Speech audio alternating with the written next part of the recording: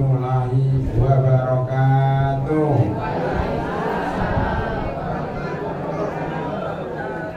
Alhamdulillahi rabbil alamin. Wassalatu wassalamu ala asrafil anbiya'i wal mursalin wa ala alihi wa sahbihi wattabi'ina lahum bi ihsanin ila yaumiddin. Ya ayyuhalladzina amanu taqullaha haqqa tuqatih wa la tamutunna illa wa antum muslimun. Allahumma inna nas'aluka 'ilman nafi'a wa rizqan thayyiban wa 'amalan mutaqabbala. Allahumma inna nas'aluka al-huda wat-tuqa wal-afafa wal-ghina. Summa amma ba'd. Bapak dan Ibu sekalian, jamaah Majelis Taklim Al-Itqan Jakarta Selatan yang kami hormati, alhamdulillah pada pagi yang berbahagia ini, sebelum kita melakukan perjalanan ke Jawa Barat, ke Garut, padahal di sini banyak yang asgar asli Garut. Kalau kita mencukur itu pasti tempat cukur asgar asli Garut. Jadi mau ke Garut, tanyakan sama tukang cukur itu asgar asli Garut. Saya dapat bocoran tadi, ibu-ibu sudah banyak iuran mau rehlah ke Garut, habis itu menginap di panas atau di panas. Derajat pas. Derajat pas. Ya ke atas lah, lebih panas lagi. Saya pernah ke sana ibu-ibu, tapi nggak ke gunungnya. Ya di situ ada beberapa tempat karena memang daerah situ daerah dingin. Tapi kami lihatkan sebelum pergi ke sana kita harus thalabul ilm. Kita harus mencari ilmu dulu. Al ilmu qoblal qauli wal amali, kata Imam Bukhari. Ilmu sebelum berkata dan berbuat. Mencari ilmu sebelum berjalan keluar kota melakukan rehlah ilmiah. Apa permasalahannya? Permasalahannya di sini banyak ibu-ibu. Ibu-ibu pun tidak diantar bapak-bapak. Kalau dilihat ini bapaknya paling ya beberapa ini 10, ibunya 100. Berarti yang 90 itu diantar siapa? Diantar Gojek, ya, diantar Grab, ya, diantar ojol. Ada yang bawa sendiri. Ini kan bermasalah. Apakah boleh ibu-ibu pergi sendiri ke pengajian? Kalau rumahnya dekat tinggal jalan kaki. Kalau rumahnya jauh bagaimana? Ini kalau keluar kota bagaimana? Nah ini perlu dibahas hukumnya. Makanya hukum ini dimulai dari tadi cerai perceraian, tolak mentolak. Ya, jadi panjang kalau udah masalah perceraian kok, ya kan? Nanti ke pengadilan, nanti perebutan harta gono gini. Kenapa disebut harta gono gini? Karena hartanya Sugono dan hartanya Ini. Itu mesti tengkar masalah harta. Jadi urusannya jadi panjang. Tetapi kita ingin memfokuskan pada beberapa bentuk perceraian secara singkat dan nanti masuk kepada masalah bagaimana kalau dia tidak punya suami kemudian ingin pergi-pergi, yang mengantarkan siapa, apakah boleh dia pergi sendiri. Pertama kali kita bahas adalah tahapan perceraian dalam Islam. Karena kalau kita bahas macam-macam perceraian itu panjang lagi. Saya sudah menyiapkan materi bentuk-bentuk perceraian dalam Islam atau bentuk-bentuk perpisahan, lebih tepatnya bentuk-bentuk perpisahan suami istri dalam Islam. Salah satunya adalah melalui perceraian. Bisa ada nomor 2, nomor 3, nomor 4, melalui khulu, gugatan cerai, melalui ni'an, ya, saling melaknat, dan melalui cara-cara yang lain. Tapi kita fokusnya pada melalui cara perceraian. Ya, pertama, ya, jadi perceraian itu ada beberapa tahapan. Namanya ada cerai 1, 1, cerai 2 dan cerai 3. Dahulu pada zaman jahiliyah perceraian itu tidak dibatasin. Orang mau menceraikan istrinya 100 kali juga nggak apa-apa. Maksudnya gimana Ustaz? Maksudnya kalau orang mencerai istrinya, kemudian sebelum masa iddah selesai, nanti masa iddahnya kita bahas terakhir, namanya 3 bulan, dia 2 bulan 29 hari, kan tinggal 1 hari nih, maka dirujuk kembali, dirujuk oleh suaminya.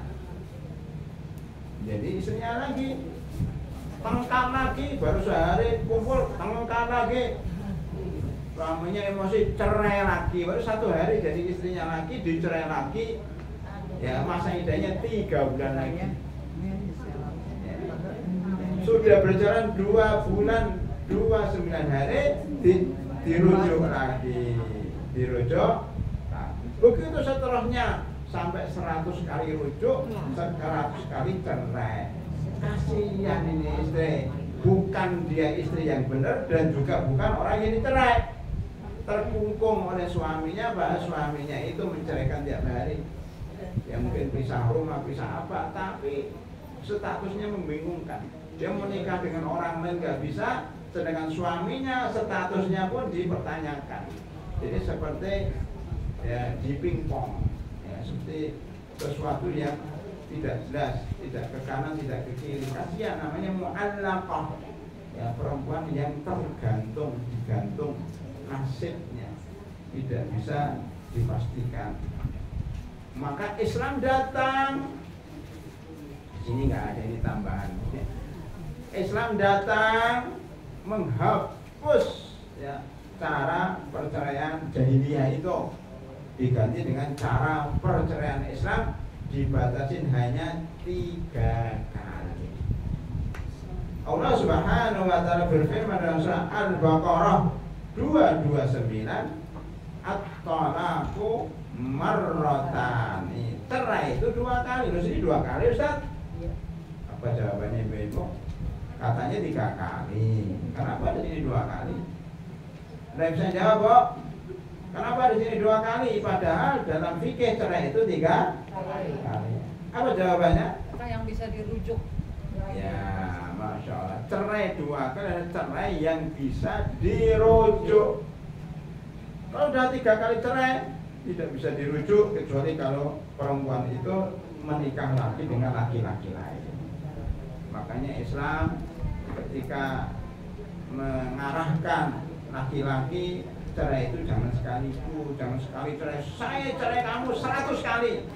Nah, itu kayak zikir, Bu. Sekarang agak mulai zikir itu ada yang bertanya, Ustaz boleh nggak zikir dilipatkan, doa dilipatkan?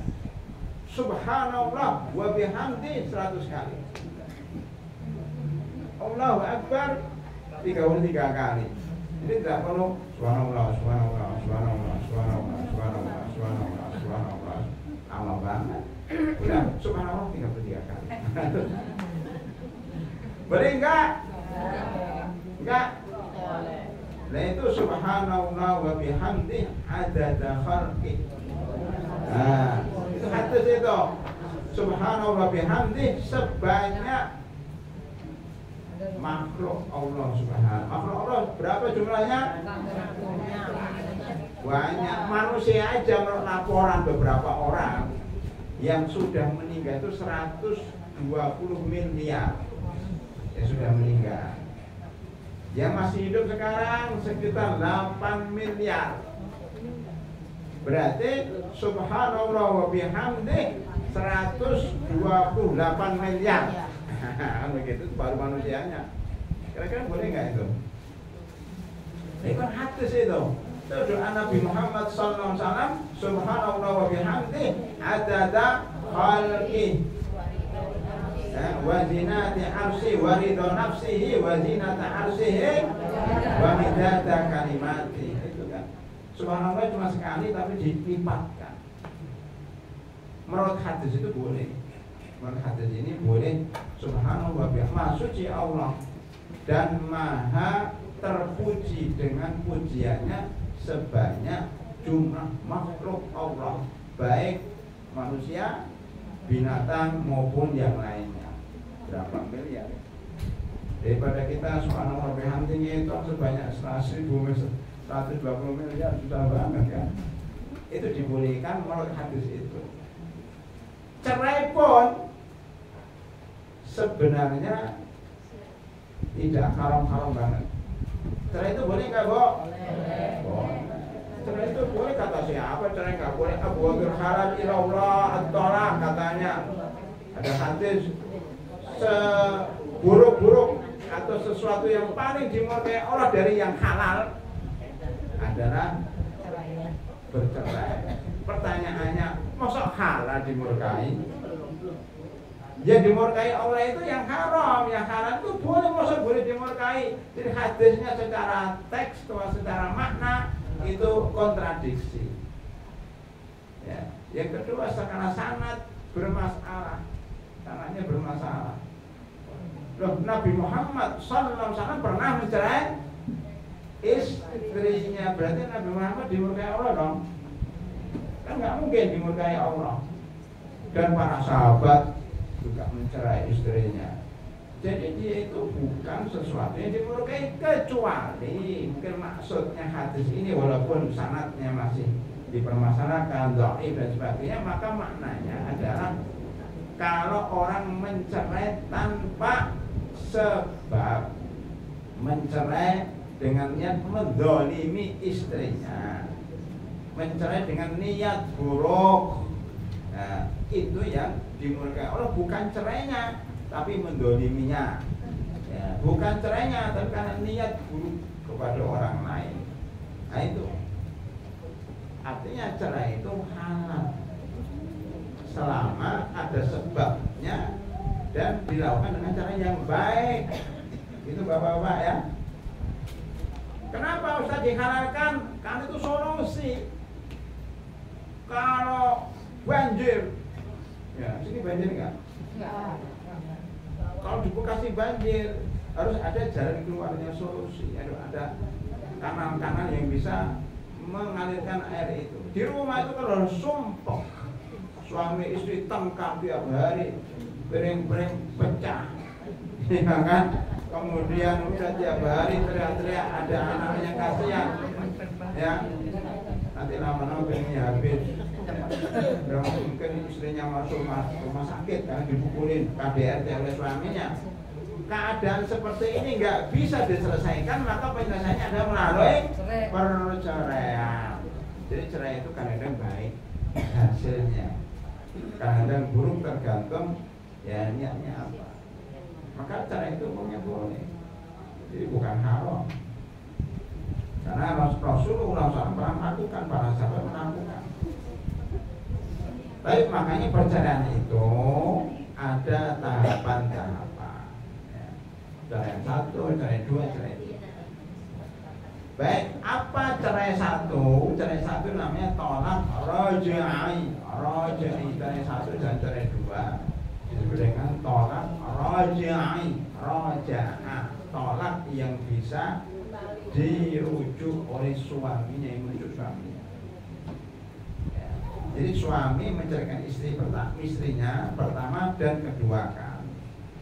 Suami masih bisa merujuk selama masa idahnya tanpa akad yang baru. Selama masa idah, maksudnya idah itu apa? Nanti kita bahas terakhir. Tapi kalau ingin bahas secara sekilas, idah itu suatu masa di mana seorang perempuan itu diceraikan suaminya sampai batas 3 bulan atau 3 kali haid atau 3 kali bersih, kira-kira 3 bulan. Selama 3 bulan namanya masa iddah, masa menunggu, masa menghitung. Ya. Ini namanya masa tenggang. Kalau sebelum 3 bulan dirujuk, itu namanya cerai rajai. Ibu-ibu yang kami hormati, istri yang sudah dicerai itu masih menjadi istri suami yang mencerai atau tidak?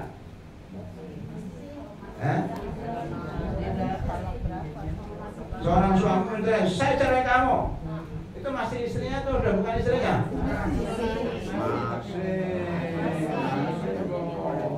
Masih istrinya, tetapi udah di ujung tanduk.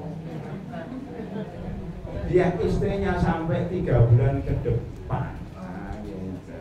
Dia masih istrinya sampai 3 bulan ke depan. Jadi suaminya masih wajib memberikan nafkah lahir. Batin masih enggak? Enggak. Jadi karena itu istri yang dicerai dalam masa iddah, maka tidak mendapatkan nafkah batin. Bagaimana kalau suaminya tiba-tiba nubruk gitu?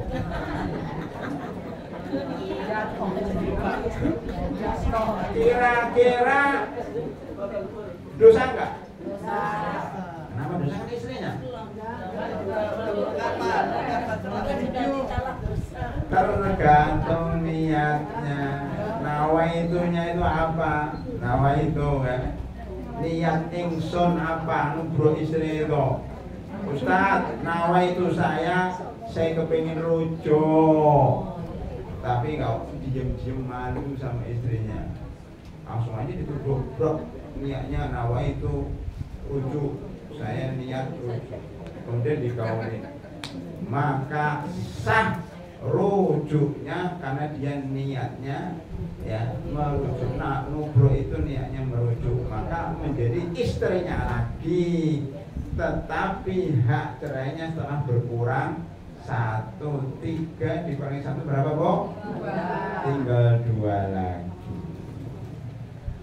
Itu maksudnya tolak rojin itu, tolak yang sebelum masa tenggangnya 3 bulan selesai, dia tubruk lagi, dia rujuk lagi, dia bilang, istriku, saya menyesal ya mencerai kamu, maka saya mulai hari ini rujuk lagi kepadamu. Nah, itu namanya tolak roja'ai. 1. Setelah itu dia menjadi istrinya lagi, dia jalan-jalan kemana lagi, ke Garut atau kemana ya. Barangkali ke Garut ini ada juga yang sedang bermasalah ya. Alhamdulillah bahagia lagi karena hawanya dingin. Kembali ke Jakarta hawanya panas. Aku di Jakarta selatan seperti ini. Karena hawanya panas, maka juga jiwanya panas. Tengkar lagi, cerai lagi. Saya cerai kamu. Jatuhlah cerai yang kedua. Punya tenggang waktu 3 bulan lagi. Jadi pahami Pak ya? 3 bulan lagi. Kemudian nubruk lagi, katanya nubruk lagi. Nawaitunya ya ingin rujuk, maka menjadi istrinya lagi. Jalan-jalan lagi kemana? Ke Cianjur. Jadi habis dari Garut kemana, Bu?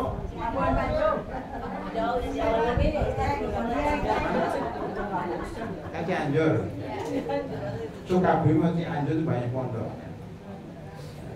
Nah, silakan ke sana.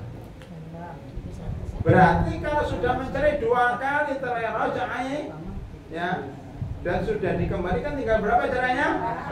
Tinggal 1.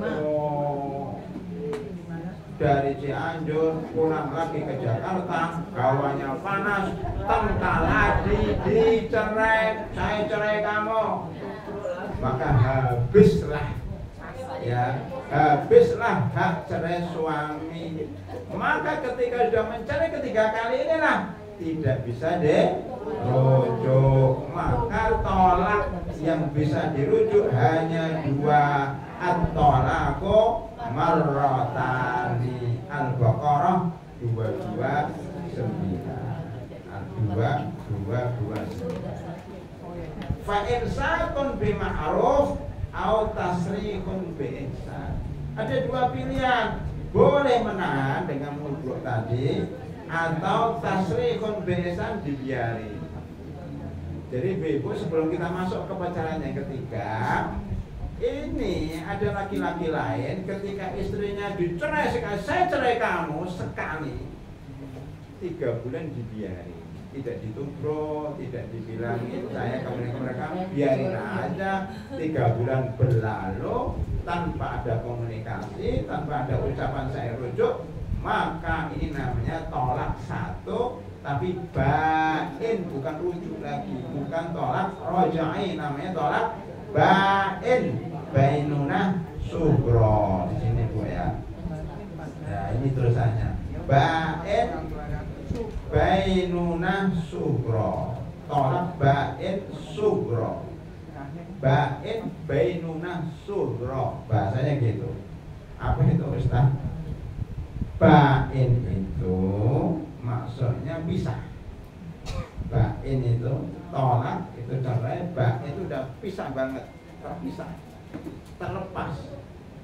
Sugro kecil, yaitu cerai yang ya tidak bisa dirujuk lagi, ya. Tetapi bisa dinikahi kembali dengan akad yang baru. Tidak bisa dirujuk dalam masa iddah, tapi bisa nikah kembali dengan akad baru. Karena masa iddahnya sudah habis, maksudnya ini tulisannya agak kurang pas. Tidak bisa dirujuk kembali karena sudah terlewati masa iddahnya. Ini benar gitu ya. Tidak bisa dirujuk kembali karena telah melewati masa iddahnya.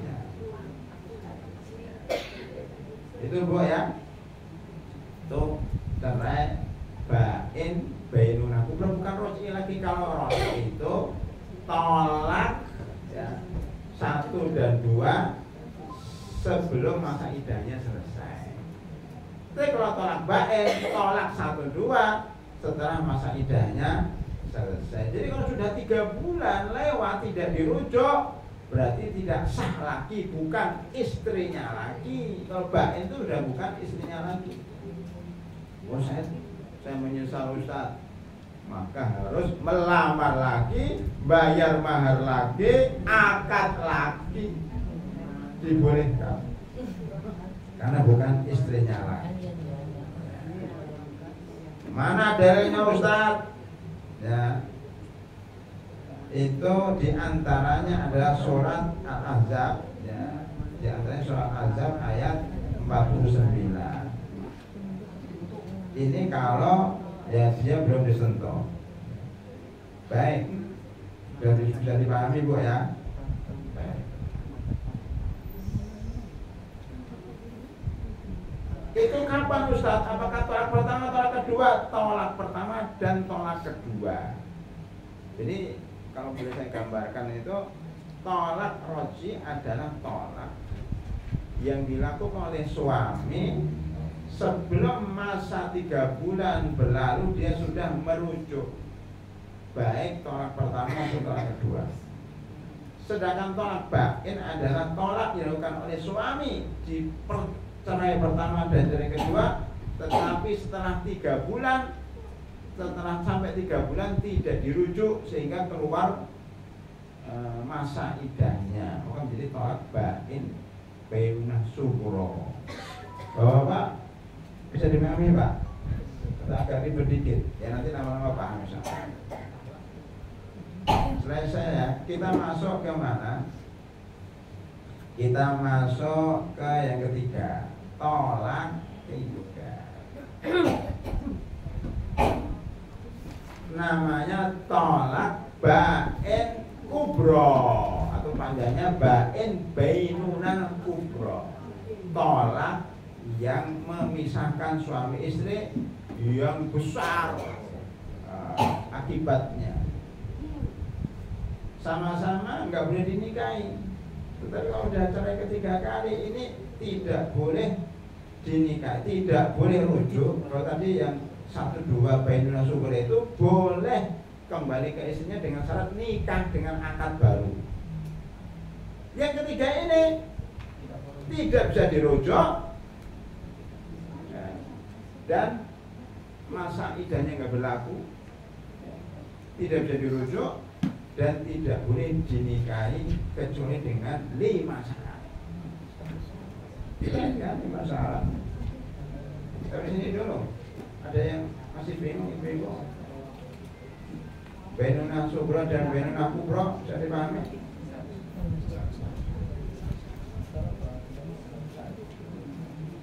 Jadi kalau bainuna sughra itu berlaku di cerai pertama dan cerai kedua gitu Bu ya. Pokoknya ada sughra kecil itu cerai pertama dan cerai kedua jika masa iddahnya sudah berlalu. Adapun bainuna kubra adalah cerai ketiga kali, itu pasti bainuna kubra, bukan istrinya lagi. Ketika saya cerai kamu yang ketiga langsung terputus, bukan istrinya lagi, tidak dapat nafkah lahir dan batin dan haram menubruk. Kalau haram menggaulin dan tidak dapat nafkah lahir dan batin serta tidak dapat rumah, tidak boleh menempati rumah suaminya lagi. Kamu pergi dari rumah, bukan hak. Berbeda dengan cerai pertama, cerai kedua. Sebelum masa iddahnya selesai harus di rumah. Jadi banyak kesalahan yang dilakukan di Indonesia ini, cerai langsung diusir, mau pergi nggak boleh. Kalau cerai istrinya itu cerai pertama harus di rumah, nggak boleh diusir. Kan masih istrinya dan masih rumah. Kenapa Bu? Cerai pertama, cerai kedua, istri kok nggak boleh keluar? Tujuannya supaya sering ketemu. Kulino, jalan ing kulino. Cinta itu muncul karena sering ketemu, ya kan? Banyak seperti itu. Dulu ibu-ibu kadang-kadang kan sering ketemu, ada teman, salah satu teman cerita, gimana dulu Anda menikah? Kita sama-sama kerja Ustaz. Ya, zaman dulu kan, kamu kerja naik bis. Yang satu di kantor sebelah, yang satu di kantor depannya. Tapi naik bisnya sama-sama. Setiap pagi ketemu di situ. Setiap pagi, setiap hari, lama-lama muncullah rasa cinta. Ya tresno, jalan ini. Akhirnya menikah. Ada juga orang yang sudah punya istri, dia naik mobil, kemudian tetangganya minta bonceng karena satu arah. Istrinya perempuan ini punya suami juga, yang suami punya istri juga. Tapi karena sering ketemu di mobil, ketika menuju ke kantor, lama-lama cinta tumbuh. Padahal sudah punya istri. Maka kadang orang bekerja itu lebih sering ketemu dengan cewek lain daripada istrinya. Oh, perginya jam 6. Pada subuh, bahkan sebelum subuh sudah pergi, mulai jam 11 ini sudah tidur. Jadi selama berjam-jam itu ya ketemu sama teman kantornya itu. Akhirnya begitulah terjadi perselingkuhan ya, karena sering ketemu. Oleh karena itu Islam mensyariatkan istri yang dicerai pertama dan kedua jangan keluar rumah supaya sering ketemu. Ini udah marah-marah, tapi ketika suaminya ke dapur, istrinya keluar dari kamar mandi, dibawa sampo, senggolan. Ya, akhirnya terjadilah apa yang terjadi. Akhirnya rujuk kembali. Ya, itu yang diinginkan Islam. Oh ya, alhamdulillah rujuk kembali. Apalagi kalau rumahnya kecil, mesti ketemu terus. Mau kemana ketemu lagi. Maka punya rumah jangan besar-besar, itu susah merujuknya. Istrinya di atas, ke kamar mandi yang suaminya di bawah. Itu Bu ya. Makanya nggak boleh keluar rumah. Tetapi ketika tolak yang ketiga itu wajib keluar. Detik itu juga kamu bukan istri saya lagi, segera keluar dari rumah ini. Makanya sebelum bicara yang ketiga, istri harus siap-siap WA-in teman-teman satu pengajian Konfu ada tempat kosong nggak? Ini suamiku sudah cerai kedua ini ya siap-siap udah Mbak, nanti kalau dicerai ketiga datang ke rumah sakit. Ya, karena sudah nggak punya hak tinggal bersama suami, nggak dapat nafkah, nggak dapat rumah. Itu cerai ketiga. Ternyata suaminya menyesal.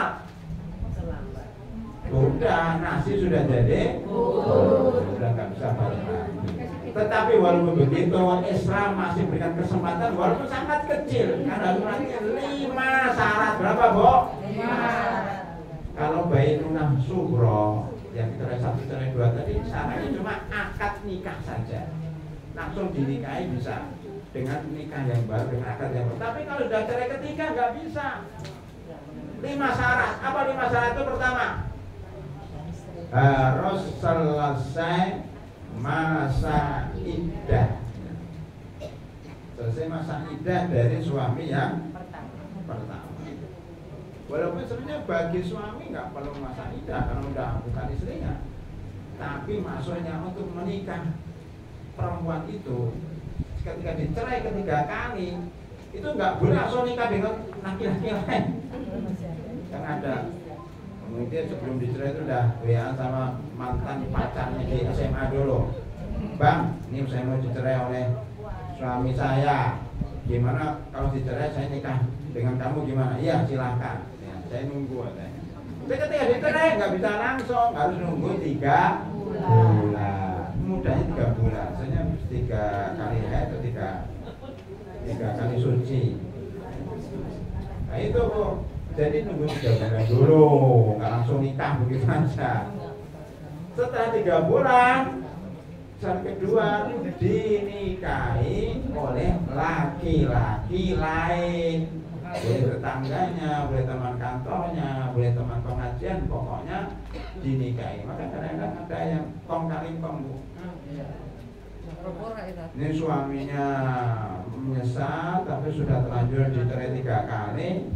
Dia bilang sama temennya, itu nikahi mantan istri saya ya. Tapi jangan colek-colek. Dengan syarat jangan dicolek. Enggak, nanti kalau sudah semalam ceraikan lagi gitu.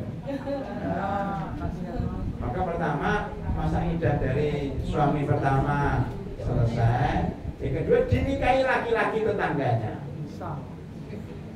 Kan boleh, udah 3 bulan kan? Habis itu apa? Cerai. Jadi syaratnya suami yang kedua itu harus menceraikan.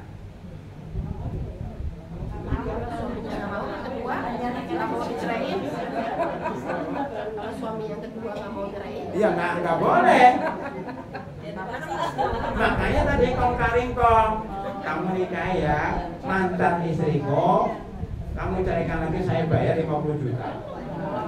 Senang dia kan bisa nikahin istri mantan istri tangga umur semalam dapat 50 juta ya itu balik lagi. Boleh nggak?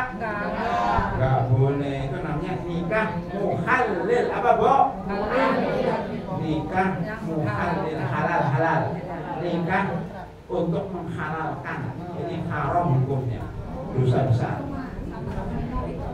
dilaknat oleh Allah dan Rasulnya. Nikah pura-pura itu. Al-muhallil wa muhallilah. Jadi muhallil ini nikah sekedar menghalalkan. Pernah dibuka itu di puncak, Bu, di puncak, di website itu. Ayo siapa yang mau yang menghalalkan jadi perantara. Bahkan itu luar biasa, itu sudah di-branded oleh pemerintah itu ya. Di situ dinikahkan. Jadi begini, Bu, ada di Indonesia ada tuh sudah ditutup websitenya. Itu dengan bersembunyi di balik pernikahan. Jadi ini biro jodoh. Dia katakan ini biro jodoh syariah katanya. Di mana di sebuah apartemen atau hotel gitu. Nanti disediakan perempuannya, disediakan wali-waliannya, bukan wali beneran. Ya. Menikah begitu, padahal bukan walinya, itu germonya tapi ngaku wali.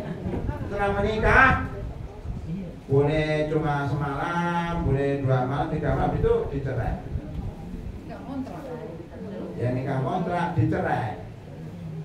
Cerai kan dia kepengen lagi, nanti disediakan laki-laki yang menghalalkan. Dia tadi nomor 3, jadi dinikahi oleh laki-laki lain cuma semalam, besok diceraikan.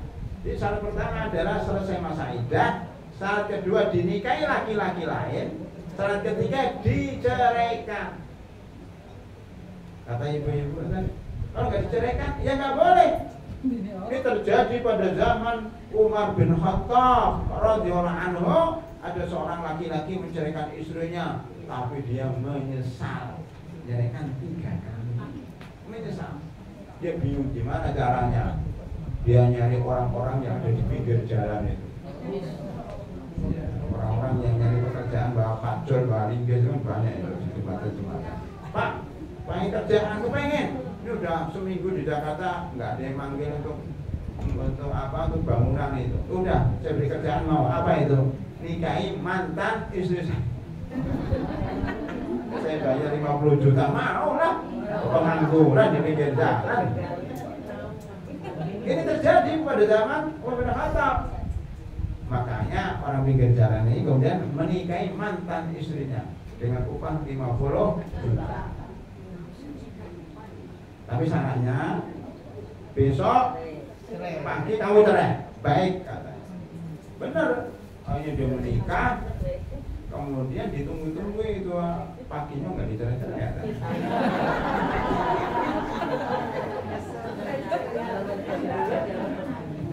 Dipanggil atau menyetan loh, karena kamu cerai-cerai, kan saya kasih 50 juta, mah nggak mau saya mencintai dia kok. Akhirnya orang yang udah beri 50 itu gigit jari dan kehilangan istrinya, kehilangan 50 juta.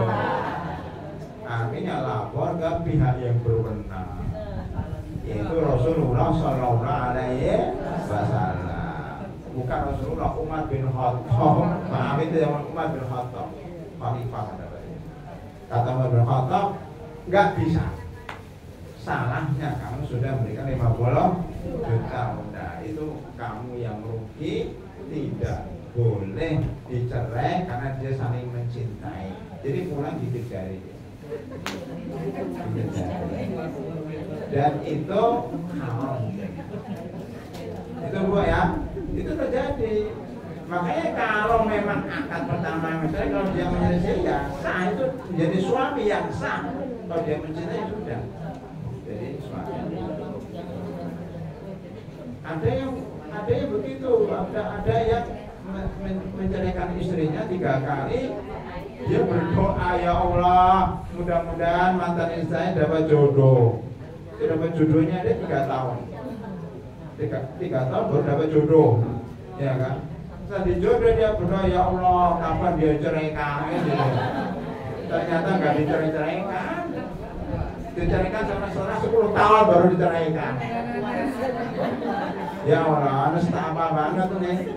Nunggu 3 tahun, nunggu 13 tahun. Maka mendingan kalau sudah mencerai istri 3 kali itu mendingan nyari istri yang ngapain nunggu dia? Kan perempuan cuma dia saja. Iya mendingan masuk dicerai nunggu 10 tahun. Setelah nunggu 10 tahun dicerai, nunggu masa iddah. Jadi 1 menunggu masa iddah dari suami pertama. Kemudian dinikahi laki-laki lain. Yang ketiga diceraikan oleh suami yang baru ini. Yang keempat nunggu iddahnya lagi 3 bulan lagi. Udah 3 tahun, 3 bulan dulu, ya kan masa iddahnya. Kemudian dinikahinya itu nunggu 3 tahun, jadi 3 tahun 3 bulan. Kemudian dicerainya nunggu 10 tahun, jadi 10 tahun, 13 tahun 3 bulan. Nunggu masa karena dicerai nunggu masa iddahnya tambah 3 bulan lagi, berarti berapa? 13 tahun 6 bulan. Jadi berapa 5 Bu ya? Oh enggak, 1 lagi kurang 1. Penting ini. Jadi 1 menunggu masa iddah dari suami pertama. Yang kedua dinikahin. Yang ketiga ini digaulin, benar-benar digaulin, bukan pura-pura. Memang harus.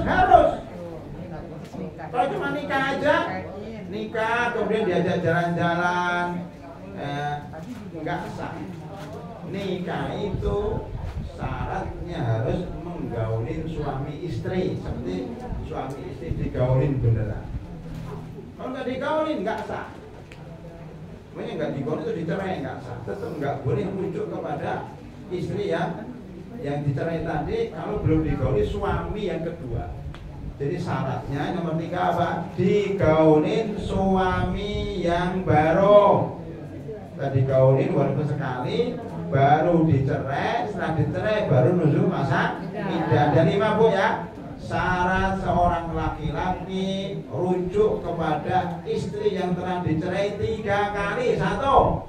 Selesai masa iddahnya dari suami pertama, dinikahi laki-laki lain, digaulin nomor 3, digaulin suami yang baru itu, kemudian dicerai dari suami yang baru. Yang kelima, nunggu masa iddahnya kelamaan. Maka kalau udah cerai 3 kali sudah cari istri yang lain aja. Jadi rasulullah itu namanya tolak bain kubro. Mana derenya Ustaz? Surat Al-Baqarah 230. Kalau tadi kan 229 ya. Kalau sekarang 230 bawahnya Bu, sebelah kanan paling bawah. Apa bunyinya? Fa'in tolaqaha. Tolak yang ketiga kan, yang 2 sudah tadi 229. At-talaqu marratani. Cerai itu 2 kali yang bisa dirujuk. Tapi kalau udah dicerai lagi ketiga, fa'in tolaqaha fala tahillu lahu, maka tidak halal perempuan itu bagi suami itu min ba'du hatta tankiha zaujan ghairah, sampai dia menikah dengan laki-laki lain. Menikah ibu-ibu itu maknanya ada 2. Nakaha, menikah, maknanya ada 2. Apa kira-kira Ibu? Bapak, menikah maknanya ada 2. Artinya apa Pak? Menikah itu ada 2 maknanya. Artinya menikah itu ada 2. Menikah rata-rata dalam Al-Quran maknanya akad nikah. Akad. Saya kemarin dapat undangan pernikahan. Berarti maksudnya dapat undangan akad pernikahan. Akad pernikahan itu maksudnya seorang wali menikahkan anaknya ya dengan orang lain, laki-laki lain. Saya nikahkan anak saya kepadamu dengan mahar 5 gram emas dibayar tunai. Maka calon mempelai laki-laki mengatakan saya terima nikahnya dengan mahar yang tersebut dibayar tunai. Saksinya mengatakan sah atau tidak? Sah. Itu namanya akad nikah. Itu mana nikah yang pertama. Terus mana akad nikah yang kedua? Mana nikah yang kedua apa Ustaz? Mana nikah yang kedua itu artinya kawin. Kawin. K-A-W-I-N, kawin. Memang bedanya apa nikah dengan kawin? Ibu pernah nggak lihat kucing kawin? Ayam kawin, pernah lihat nggak? Kan ada kucing itu di depan gerbang, wah ada kucing kawin. Nggak mungkin katakan kucingnya lagi menikah. Ya, dengan pasangannya nggak ada. Jadi bedanya kawin dengan nikah apa Ibu? Kalau nikah itu manusia. Kalau kawin itu binatang. Kalau nikah itu ada akadnya. Kalau kawin nggak ada akadnya, langsung tubrak-tubruk aja. Jadi kawin artinya apa? Tubrak-tubruk. Laki-laki menggaulin perempuan, itu kawin, dia sedang mengawinin, sedang kawin, sedang melakukan hubungan seksual, hubungan ya bukan suami istri, ya bukan suami istri, melakukan hubungan seksual dengan ya halal atau tidak halal, yang penting melakukan hubungan seksual itu namanya kawin. Jadi nikah maknanya 2. Nikah pertama maknanya akad, prosesi akad pernikahan. Yang kedua, nikah maknanya kawin, melakukan hubungan seksual. Ini berlaku untuk manusia, berlaku untuk kucing, berlaku untuk ayam, berlaku untuk suami istri, berlaku untuk pelacur. Jadi nikah dengan makna kedua itu hubungan seksual. Mana dalilnya Ustaz? Surah Al-Baqarah 230. Jadi jika suami menceraikan istrinya untuk ketiga kalinya, maka tidak halal baginya rujuk setelah sampai istri menikah dalam buka kurung sampai istrinya digaulin. Bukan menikah sih, digaulin. Jadi satu-satunya makna dalam Al-Quran nikah yang berbeda ini. Surah Al-Baqarah 230 maknanya digaulin. Bukan sekedar akad, kalau akad belum sah, belum halal untuk suami yang pertama. Jadi harus digaulin hatta tankiha zaujan ghairuh. Maka saya usulkan kepada Kemenak, Departemen Agama, bagian pada jemaah Al-Quran supaya dibuka kurung sampai istri tersebut menikah, buka kurung digaulin oleh suami yang lain sampai dia menikah dan digauli oleh suami yang lain. Kan gitu. Lalu jika suami yang baru itu menceraikannya, jadi masa iddah, menikah, digaulin, dicerai, dan masa iddahnya selesai, maka tidak ada dosa bagi kedua mantan suami istri itu untuk rujuk kembali dengan akad yang baru, tapi melalui 5 syarat. Ini jarang terjadi. Memang mungkin 1-2 ada yang terlalu setia dengan istrinya, nunggu 13 tahun 6 bulan dia akhirnya menikahi mantan istrinya ya. Tapi itu jarang terjadi. Biasanya laki-laki nggak sabar ya, langsung menikah dengan yang lain. Mana lagi dalilnya Ustaz? Ya, saya ceritakan ini. Ada pada zaman Rasulullah SAW, namanya Rifai Al-Quradi dari Bani Quraidah, mantan orang Yahudi yang kemudian atau dari kabilah Yahudi yang Muslim dan masuk Islam. Quradi, Bani Quraidah ya. Ini menceraikan istrinya. Terjemahnya ini Bu, Al-Quradi ya, itu menceraikan istrinya. Lalu istrinya itu menikah dengan Abdurrahman bin Zubair, anaknya Zubair bin Awam.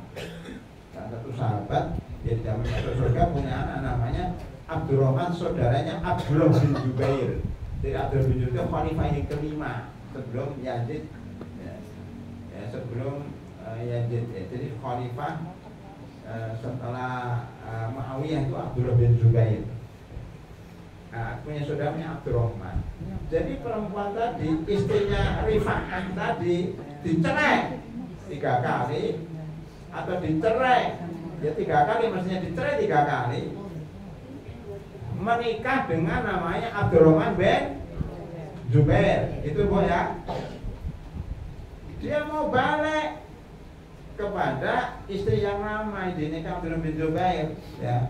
Maka dia mengadu kepada Rasulullah SAW. Rasulullah bersabda, apakah engkau akan kembali kepada Rifa'ah, istrinya itu? Istrinya itu menyesal menikah dengan Abdurrahman itu. Bisa dipahami Bu? Rifa'ah punya istri, dicerai. Karena dia nggak punya suami lagi, dia mau dilamar oleh Abdurrahman bin Zubair. Ketika nikah menyesal, dia ingin kembali kepada suami yang pertama, namanya Rifa'ah. Kata Rasulullah, mau kembali? Iya.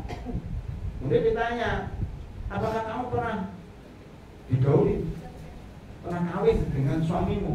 Maksudnya, sama Abdurrahman. Iya, sama Abdurrahman itu pernah gaulin kamu enggak? Katanya enggak pernah. Enggak pernah. Loh, ngapain aja? Ya enggak ngapa-ngapain, cuma jalan-jalan aja.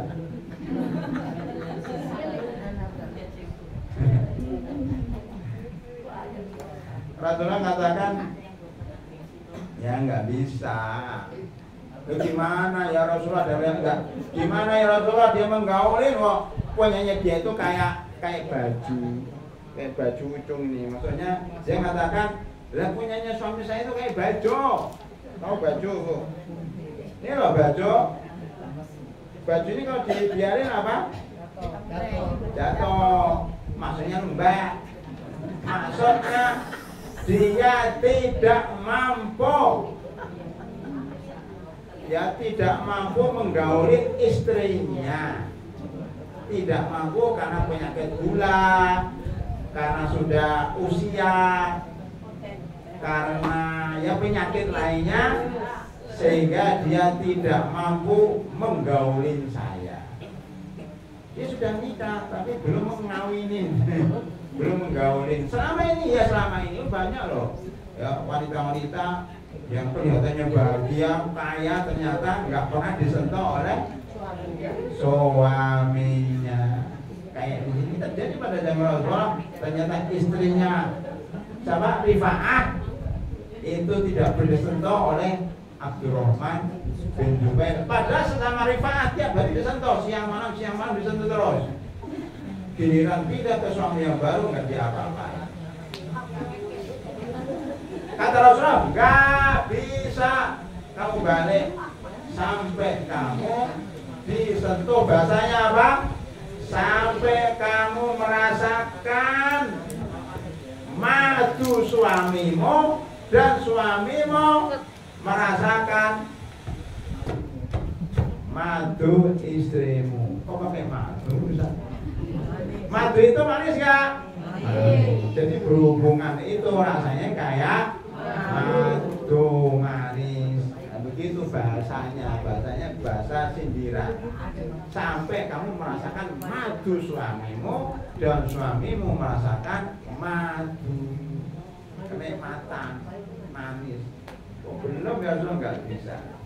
Itu terjadi pada zaman Nabi Muhammad Sallallahu Alaihi Wasallam. Makanya para ulama menjelaskan syaratnya harus digaulin oleh suami yang baru, nggak digauli nggak bisa.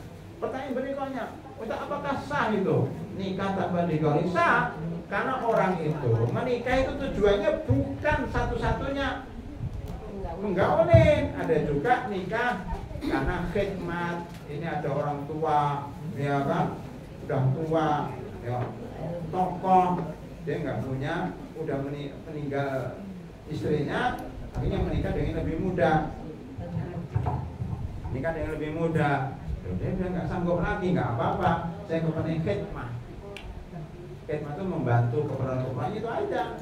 Ada juga ya orang yang menikah, banyak artis itu yang masih muda-muda mau menikah dengan kakek-kakek. Kenapa? Karena dia punya harta banyak, nunggu dia mati. Atau ini kan paling praktis di masa yang sulit ini nyari pekerjaan kan. Pada yang muda ya, pada yang paling muda ya itu mau nikah dengan orang kaya. Entah istri keberapa nggak tahu. Yang penting nunggu dia mati. Atau dia buat masalah. Saya pernah melihat atau mendengar seorang artis yang masih muda cantik nikah dengan loh sudah tua, udah 70 tahun 60 tahun kok mau. Saya prediksi pasti habis ini cerai. Benar, baru 6 bulan sudah cerai, tapi katanya lumayan dapat harta gondok. Lumayan kan. Ini namanya nikah memburu harta. Secara fikih sah, tetapi bukan tujuan utama pernikahan, juga ideal itu. Pernikahan itu terus sakinah, mawaddah, rahmah, mempunyai anak. Ternyata ada tujuan-tujuan lain. Ada sekarang pernikahan status. Daripada saya dikatakan janda terus nggak enak kan. Udah saya nikah itu punya suami, masalah suaminya di mana, istrinya di mana itu nggak ada urusan. Karena suaminya di luar negeri, suaminya di luar kota. Dia istrinya kadang-kadang cuma didatangi 3 bulan sekali, nggak masalah. Kan banyak seperti itu. Bahkan ada yang syekh dari Arab, dari Yaman, dari mana datang ke Indonesia nikah dengan orang Indonesia. Ada. Nanti ditinggal-tinggal terus itu. Datanya 5 bulan sekali nggak apa-apa. Itu namanya nikah status. Sah nggak? Sah. Selama kedua belah pihak sepakat. Nikah itu kesepakatan. Kan masalah digauli, masalah kan itu kan hak. Kata istrinya ada ini kejadian di Jogja kok, perempuan janda kan ditinggal mati suaminya tapi kaya, pimpinan perusahaan kaya raya. Dia satu kekurangannya, tidak punya teman untuk ngobrol, tidak punya teman untuk jalan-jalan di Malioboro. Apa Malioboro, Bu? Jalan-jalan di Jogja. Akhirnya apa? Dia nyari suami yang mau menemani dia. Ketemulah sama salah seorang anggota jamaah pengajian di Bekasi. Tapi sayangnya Jamil udah punya istri dan anak 7.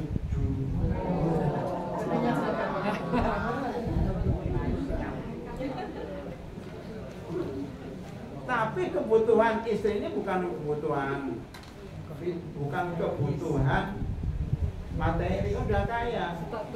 Ini yang di Bekasi ini orangnya ya nggak kaya banget, hidupnya sederhana lah, nggak miskin banget, sedang lah, tapi punya anak 7. Terus gimana caranya? Akhirnya apa? Bapak itu di lobi, Pak, mau nggak nikah dengan ibu ini yang ada di Jogja. Ibu ini nggak butuh kecuali jalan-jalan saja, nemanin, mau nggak? Akhirnya mau. Jadi bapak ini menikah dengan ibu ini, itu ketemunya sebulan sekali. Tergantung pesanan dari istri di Jogja. Ini lagi kesepian ini, kamu kesini ya, tiketnya saya gratiskan, mulai pergi naik pesawat Garuda dan tinggalnya di hotel berbintang, bintang 5 ya, itu 3 hari gratis, dan setiap malam jalan-jalan di Malioboro. Itu aja kebutuhan dia, cuma jalan-jalan aja, ditemani ada temennya, ada yang temen ngobrol. Kan ibunya sibuk banget, ngurusi perusahaannya sibuk banget, ada waktu. Ketika kosong nelpon suaminya, nanti kalau udah 3 hari diberi oleh-oleh. Ini oleh-oleh untuk anak kamu nomor 1, nomor 2, ini untuk istri kamu, diberi 10 juta. Akhirnya apa? Ya istrinya ikut seneng. Paling suaminya dinas 3 hari, sebulan sekali pulang-pulang bawa 10 juta, bawa anggap saja lagi dinas, bawa oleh-oleh, istrinya senang. Itu namanya nikah status. Boleh nggak? Boleh. Kan istrinya yang pertama dia nggak setuju, anaknya juga senang, yang sama senang, suami juga senang. Di sini senang, di sana gimana hati? Itu tergantung kesepakatan. Loh, masa suaminya nggak berikan nafkah? Loh, nafkah itu kan hak istri. Kalau istri nggak minta kan nggak apa-apa. Jadi enak nikah dengan istri yang tidak minta nafkah lahir dan nafkah batin apalagi. Sudah, akhirnya sepakat. Jadi berikan nafkah malah istrinya, bukan suaminya. Karena suaminya hidupnya pas-pasan, tidak punya istri dan anak. Itu yang terjadi di Indonesia. Itu boleh, Bu, ya. Namanya nikah status atau nikah sama. Selesai, ini kabar kata ulama. Saya lewatin kesimpulannya. Untuk sesi pertama ini tolak itu ada 2, tolak roj'i itu tolak 1 dan 2. Yang kedua ini mencakup tolak bainan asubro. Kemudian tolak yang ketiga tolak bainah kubro. Kalau kepengen menikahi mantan istrinya harus melalui 5 syarat yang saya sebutkan. Baik, selesai. Kita masuk sesi kedua yang namanya iddah. Apa itu iddah? Iddah adalah masa tunggu seorang wanita setelah perceraian atau ditinggal mati oleh suaminya sebelum dia boleh menikah dengan laki-laki lain. Tujuannya apa? 1, menjaga nasab. Karena menjaga nasab begini, Bu, kalau seorang istri habis digaulin suaminya langsung menikah, langsung digauli suami yang kedua, hamil itu hamil dari suami pertama suami kedua. Bingung kan? Sehingga nasabnya bercampur. Untuk menghindari hal itu, masa tenggangnya harus 3 bulan. Kenapa nggak 1 bulan, Ustaz? Sekali haid kan cukup? Belum cukup. Karena sekali haid memang sudah ya tidak ada sperma atau dari suaminya, tapi masih ada sisanya. Harus sampai 3 kali. Ada seorang barat yang kita cari namanya siapa? Seorang barat peneliti. Robert Burhan. Robert Burhan ya. Gulhem. Ya pokoknya Robert lah ya. Robert Gulhem kan. Benar, benar. Iya, yang ahli kandungan itu. Ahli kandungan dia meneliti tentang masa iddah 3 bulan atau 3 kali haid. Diteliti, ternyata orang yang sudah berhubungan dengan laki-laki itu masih mengandung apa ya? Rekam jejak. Rekam jejaknya. Ya bekas-bekas lah, baunya masih ada, bau suaminya lah di situ. Itu haid pertama, haid kedua juga gitu, haid ketiga udah bersih. Tidak ada rekam jejak suami di situ, tidak meninggalkan sperma, tidak meninggalkan bau, tidak meninggalkan apa ya, hormon tidak ada lagi. Maka udah 3 bulan udah bersih dari bau laki-laki itu sama sekali. Kemudian dia meneliti istrinya, anaknya, keponakannya, budenya, bulenya, diteliti dia. Ternyata masing-masing punya rekam jejak laki-laki lain. Berarti ini istrinya mungkin selingkuh, anaknya selingkuh dan sebagainya. Akhirnya dia menyadari ternyata Islam agama yang paripurna, yang sempurna sampai seperti itu. Kemudian menyatakan dirinya masuk Islam gara-gara meneliti masa iddah. Luar biasa nih Pak ya. Berarti Islam itu agama tidak ada tandingannya, kebersihannya, benar menjaga nasab daripada perempuan. Nah, 3 bulan itu pertama menjaga nasab. Apalagi memberikan waktu untuk rujuk. Tadi 3 bulan kan, supaya laki-laki itu mikir 3 bulan. Enak ya, enak enggak sih kalau enggak istrinya dicerai, dipertimbangkan dengan istri perempuan tetangga, mantan pacarnya dulu, kira-kira enak dengan istri yang saya cerai. 3 bulan dia merenung. Oh ternyata masih enak mantan istri saya baru saya cerai. Makanya dia rujuk. Jadi Islam itu memberikan kita ruang untuk merenung kembali apa yang sudah kita putuskan. Itu 3 untuk merenung. Berikutnya apa? Ya, penghormatan terhadap pernikahan. Pernikahan ini dilakukan dengan cara yang hati-hati, dengan suci. Kehormatan jangan langsung dibatalkan begitu saja tanpa pikir panjang. Makanya bebo, jangan mudah minta cerai ketika sedang tengkar dengan minta cerai, jangan mengucapkan sesuatu ketika emosi. Kalau minta cerai itu renungkan dulu seminggu 2 minggu. Oh iya, saya sudah istikharah, saya kepengen cerai dari suami, silakan gugatan cerai. Suami juga begitu, sebelum carikan istrinya harus istikharah dulu. Jadi harus pelan-pelan. Itu maksud dari iddah. Baik, apa macam-macam iddah? Ini penting kok. Iddah, 1, iddah karena talak bagi wanita yang haid.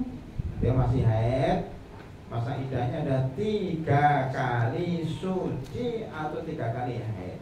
Jadinya soal Baqarah 22:8 wal mutallaqatu yatarabbasna bi anfusinna salasata quru. Bagi perempuan-perempuan masih muda, masih haid, maka batasan iddahnya ada 3 kali haid.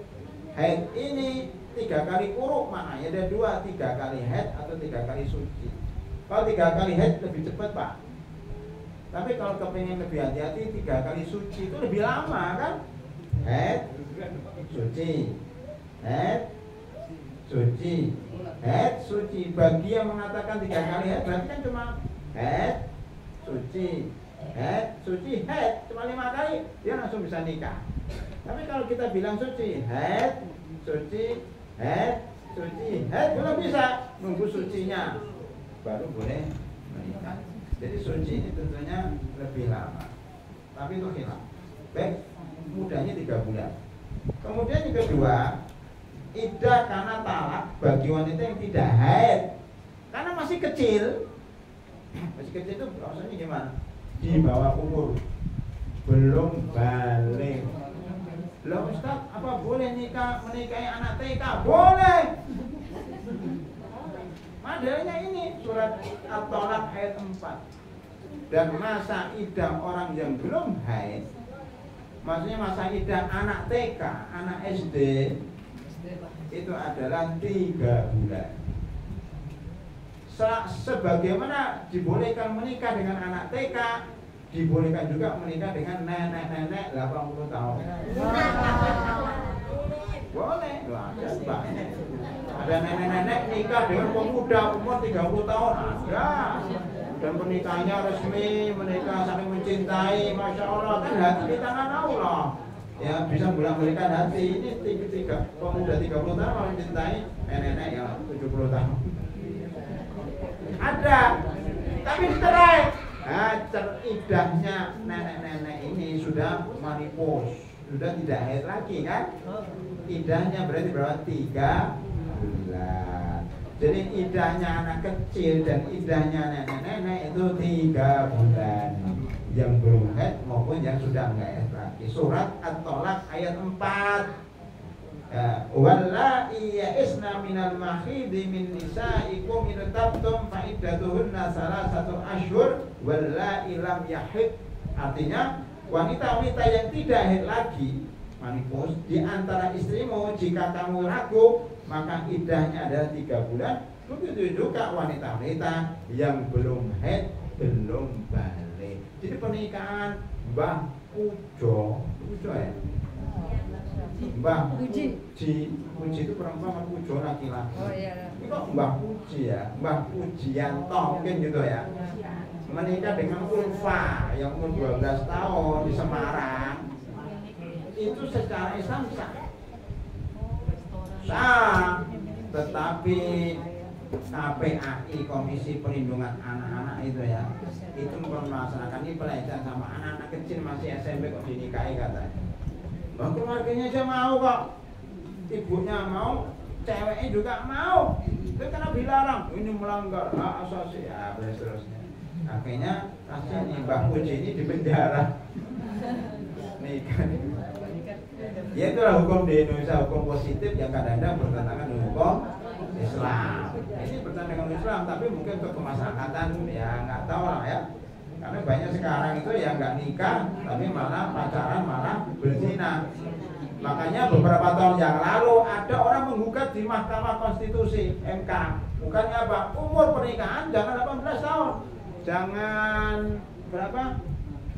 19 tahun, perempuan jangan 16 tahun. Karena kan minimal usia pernikahan perempuan di Indonesia ada 16 tahun. Minimal pernikahan laki-laki ada 19 tahun. Digugat enggak, dirubah undang-undangnya. Akhirnya MK-nya mengabulkan. Sekarang orang menikah 16 tahun tidak diizinkan negara. 19 tahun nggak dapat akta pernikahan. Dulu ibu-ibu kita, orang tua kita di kampung 13 tahun sudah menikah. Akhirnya anaknya 12, anaknya 12. Dan sehat-sehat semua. Hari ini menikahnya rata-rata 30 tahun ke atas. Udah loyo, udah capek. Akhirnya anaknya cuma 1-2. Karena 40 tahun sudah nggak layak untuk hamil lagi. Ya begitulah, maunya baik, tapi kadang-kadang hasilnya malah mandorot. Nunggu 30 tahun, ini 10 tahun lagi baru nikah, kayaknya nggak apa, ini berzina. Naudzubillah min dzalik. Memang tujuannya baik, tapi tidak melihat aspek-aspek lain. Ini orang itu kan ada syahwat, kalau segera ada pelampiasannya, itu taruh di mana? Benar masa subur itu untuk perempuan itu ya sudah antara 16 sampai 40 dan 40 tahun, dan artinya tidak akan punya anak banyak, itu dipastikan ya, kecuali dengan izin Allah Subhanahu wa taala.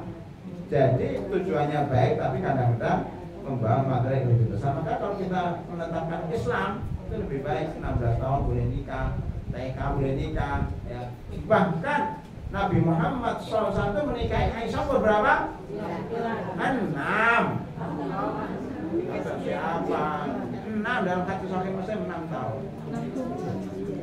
6 tahun zaman dahulu, 6 tahun itu sudah gede-gede, Bu. Akadnya umur 6 tahun. Berumah tangganya, rumah itu harus ada rumah tangga, rumah ada tangganya. Berumah tangganya 9 tahun. Paham? Bu, bedanya apa menikah dengan rumah tangga? Menikah nikah aja akad, tapi nggak berkumpul di satu rumah. Ini masih masuk TK, masuk SD kan gitu. Ini suaminya lah kemana? Nanti 9 tahun udah lulus SMP, barulah satu rumah barulah boleh digaulin. Itu umur 9 tahun sudah dewasa waktu itu. Yang sekarang mungkin nikahnya umur 12 tahun, tapi berumah tangganya umur 17 tahun. Maksudnya begitu loh Bu, kalau yang sekarang bisa dipahami Bu ya. Jadi Aisyah itu nikahnya umur 6 tahun, digaulinya umur 9 tahun, punya rumah baru 9 tahun. Dan waktu itu umur 9 tahun dianggap dewasa. Ini nggak masalah. Jangan sampai kita terpengaruh dengan orang-orang orientalis. Nabi Muhammad begini-begini melecehkan Nabi Muhammad. Na'udzubillah min dzalik. Ini dalilnya surah At-Tolak ayat 4. Boleh menikah dengan orang di bawah umur, tidak mesti digauli, menunggu sampai dia dewasa. Bahkan dulu para ulama itu karena berteman dengan ulama, anaknya si bayi-bayi udah gini aja, kita nikahkan antara anak kita, yang satu SD, yang satu SD juga udah, tapi nggak bertemu, bertemunya kalau udah dewasa, begitu para hadirin, supaya selama tidak macam. Baik, sekarang iddah wanita hamil. Iddah wanita hamil sampai melahirkan, baik karena talak maupun ditinggal mati. Ada ya laki-laki ketika anaknya mau lahir udah 9 bulan hamil dicerai. Saya cerai kamu. Saya cerai kamu. Kapan masa iddahnya selesai sampai melahirkan? Setelah dicerai 3 hari langsung melahirkan, langsung boleh menikah. Boleh. Jadi ada nggak masa iddah 1 hari, Bu? Ada. Istrinya udah baru, udah dimasuk rumah sakit, sudah pembukaan 1, 2, 3, sudah pembukaan 7. Saya cerai kamu, kata suaminya. Baru 1 jam sudah melahirkan. Saat dilamarlah dokternya melamar, saya lamar kamu ya, karena suaminya menceraikan. Menikahlah dengan dokter yang membantu kelahiran. Itu boleh, karena orang hamil itu masa iddahnya sampai melahirkan. Itu Bu. Nah kalau ingin cepat nikah ya hamil dulu, terus minta suaminya menceraikan ketika sudah mau melahirkan. Surat At-Tolak ayat 4, wa ulatul ahmali ajalahunna yadhna hamlahun. Wanita yang hamil maka iddahnya sampai melahirkan. Tunggu ya.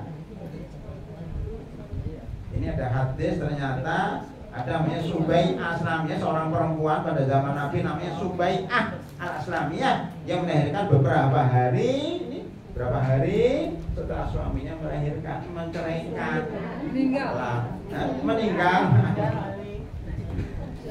Itu bisa terjadi meninggal. Kalau menceraikan masih belum dapat cerita, tapi meninggal. Kalau Nabi Muhammad membolehkannya menikah lagi setelah anaknya lahir. Itu Bu ya. Keempat, iddah wanita yang ditinggal mati suaminya. Loh Ustaz, tadi ditinggal mati suaminya kok baru 3 hari begini Bu. Kalau ulama berbeda pendapat. Sebenarnya asli kalau orang suaminya meninggal dunia iddahnya berapa? 4 bulan 10 hari. Tapi dia lagi hamil. Maka yang paling cepat mana? Ya ini loh Bu, makanya ini ada suaminya melahirkan. Kalau dia nggak hamil, istrinya lagi hamil, suaminya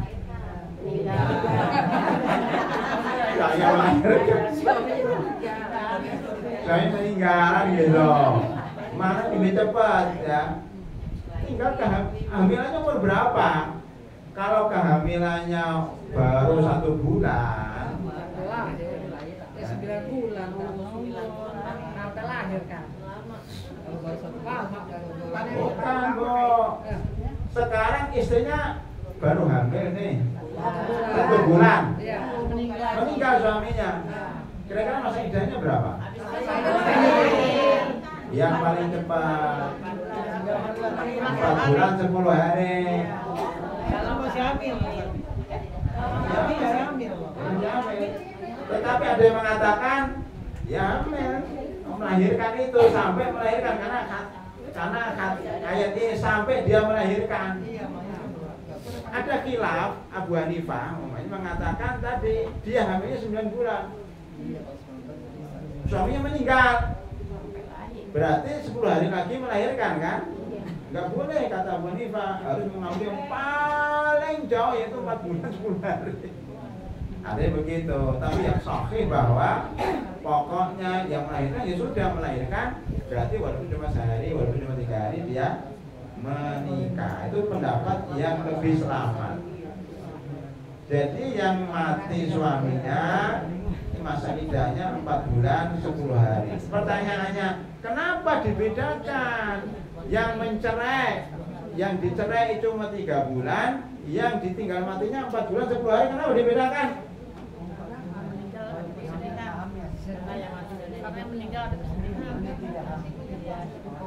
Karena orang yang dicerai itu biasanya tengkar dulu.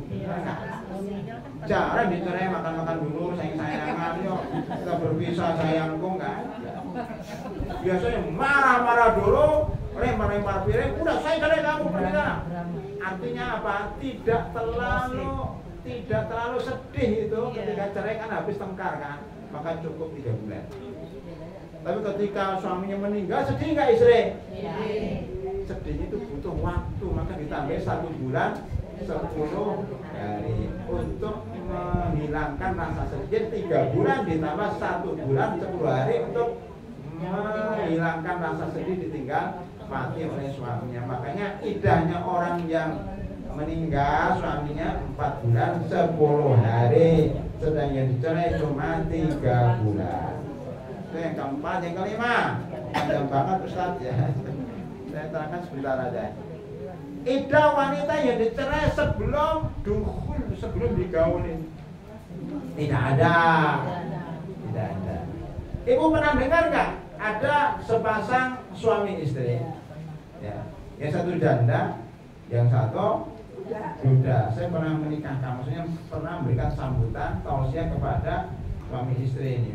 Yang perempuan kaya, yang laki-laki nggak tahu dari mana, dari Jawa Timur waktu itu nikah Bu. Ketika menikah, tapi ini bukan cerita yang saya tambahkan, cerita yang lain. Menikah hari itu kan pagi, selesainya jam 3 sore. Langsung dijemput mobil menuju rumah istrinya, karena rumahnya ini kan jauh, laki-lakinya jemput oleh mobil. Yang jemput anaknya perempuan. Ya. Anak perempuan ternyata lebih cantik daripada ibunya. Anaknya lebih cantik daripada kamu. Saya cerai kamu di mobil itu. Dan saya lamar anakmu. Boleh nggak? Anaknya mau, saya mau dengan bapak. Nah, mau akhirnya. Boleh. Ini cerita doang, Bong. Cerita. Tapi cerita mengandung hukum. Jadi boleh menikahi ibunya sore hari, ya, pagi hari menceraikannya hari itu juga, dan menikahi anaknya. Ya kenapa? Karena ibunya baru dipegang saja, belum dipegang-pegang, dipegang. Maksudnya belum digauli, belum dicampurin, makanya boleh menikahi anaknya. Bisa jadi pertumpahan darah kalau gitu. Bisa jadi pertumpahan darah kalau gitu. Enggak, kok itu sama-sama rela, kok udah nggak apa-apa lah kalau sama saya aja. Ikhlas. Ini ceritanya ikhlas, nggak pertumpahan darah. Ceritanya, tapi itu kan ceritanya. Di wilayah lain terbalik. Ini orang menikah dengan perempuan masih mahasiswi lah, dijemput oleh mobil ibunya. Ternyata ibunya lebih cantik daripada anaknya. Makanya dia mencerai anaknya, mau nikahi ibunya. Boleh nggak? Nggak boleh. Mertua itu mahram abadi. Kan belum bercampur tadi. Belum bercampur tadi. Walaupun nikah itu akad, sudah diakad walaupun bercampur. Belum bercampur. Iya, mertua itu abadi. Makanya dia nanya, Ustaz, ini ada mantan mertua katanya. Saya sudah cerai dengan suami saya ini. Kalau ini beneran, WA ke saya, Ustaz, saya kemarin dicerai oleh suami saya, tetapi mertuanya sayang sama dia. tiba-tiba sakit, opnam di rumah sakit, nggak ada yang nunggu. Mantan suami udah nikah dengan yang lain, mertuanya minta ditunggu oleh dia, mantan menantunya. Boleh nggak? Saya bilang boleh, karena nggak ada namanya mantan mertua, nggak ada. Makanya dia halal. Maksudnya halal itu boleh Mengurusnya itu. berduaan di kamar. Bapak mertuanya opnam rumah sakit, anak mantan menantunya ya nunggu di situ, tidur di situ, boleh. Karena nggak ada mantan mertua, nggak ada mantan menantu, kecuali tadi kalau istrinya sudah digauli maka menantunya jadi haram, gitu ya. Kalau ibunya digauli, anaknya nggak boleh dinikahi. Tapi kalau ibunya belum digauli, anaknya boleh dinikahi. Dalilnya apa? Surat An-Nisa ayat 23. Nah, jika ya istri-istri kamu belum digauli, maka kamu boleh menikahi anak-anaknya. Selesai masa idahnya, Bu ya. Ya, sekarang yang terakhir ini berkat para ulama, status janda. Janda karena cerai hidup, namanya talak. Cerai mati ini masalah, Bu. Kan orang Indonesia cerai mati. Kok cerai mati? Memang dia cerai, dia mati aja, nggak pernah cerai. Kenapa dikatakan cerai? Ditinggal mati. Ditinggal mati. Nyatanya kalau mati masih boleh memandikan. Rasulullah mengatakan, wahai Aisyah, ya, jika kamu meninggal duluan, saya akan memandikan kamu, dan jika saya meninggal duluan, kamu boleh memandikan saya. Artinya apa? Nggak ada mantan cerai mati itu nggak ada. Gimana cerai kok masih mandiin? Ya sudah, mati aja, bukan cerai. Cerai hidup, ya cerai itu nggak ada hidup, mau cerai aja, nggak tahu ini pembagian dari siapa. Karena cerai titik gitu, nggak ada hidup. Cerai kok hidup mati? Cerai itu nggak bisa hidup, nggak bisa mati. Cerai statusnya adalah istri yang dicerai dan sedang menjalani masa iddah, status janda. Masa iddahnya tadi bisa roj'i, bisa apa namanya hamil, bisa apa, itu janda. Jadi janda itu kalau dalam keadaan cerai, kalau dalam masa iddahnya, berarti ini dicerai atau kalau cerai kalau raj'i masih bisa digauli, masih bisa dirujuk. Kalau sudah cerai 3 berarti nggak bisa dirujuk. Ini selesai ya. Yang kedua, janda karena ditinggal mati suaminya. Statusnya adalah istri yang sedang beridah wafat, maka iddahnya adalah 4 bulan 10 hari. Ini statusnya dulu.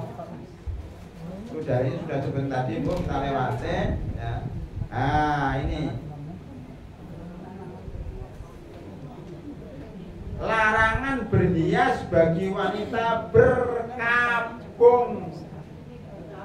Berkabung itu beda dengan iddah, Bu ya.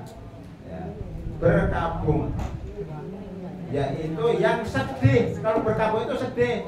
Orang dicerai menunggu masa tenggang, tapi dia sedih, nanti berkabung. Di sini ada hadis bahwasanya Nabi Muhammad SAW bersabda, tidak hal bagi seorang wanita yang beriman kepada Allah dan hari akhir untuk berkabung, bukan menikah ya, berkabung atas kematian seorang suaminya lebih dari 3 hari. Atas kematian seseorang, bukan suaminya, kematian seseorang lebih dari 3 hari, kecuali untuk suaminya yaitu 4 bulan 10 hari. Jadi berkabung ini bukan iddah. Iddah itu batas untuk menikah. Kalau berkabung itu bersedih hati, berkabung, bukan bergabung, berkabung. Makanya Bebo, kalau kita punya anak meninggal, punya bapak meninggal, punya saudara meninggal, itu nangisnya hanya 3 hari.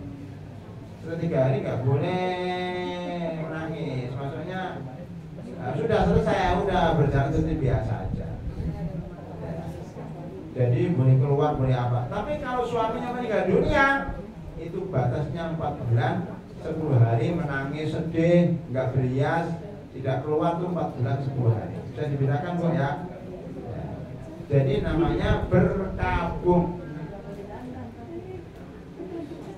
Namanya antahidda pakai H, bukan pakai antahidda. Baik, yang ketiga pertanyaan, apakah janda tidak boleh keluar rumah secara mutlak? Boleh jalan-jalan ke Garut atau tidak? Para ulama sepakat bahwa wanita beriddah wafat harus tinggal di rumah suaminya sampai selesai iddahnya 4 bulan 10 hari tinggal di rumah suaminya. Namun bukan berarti terkurung total.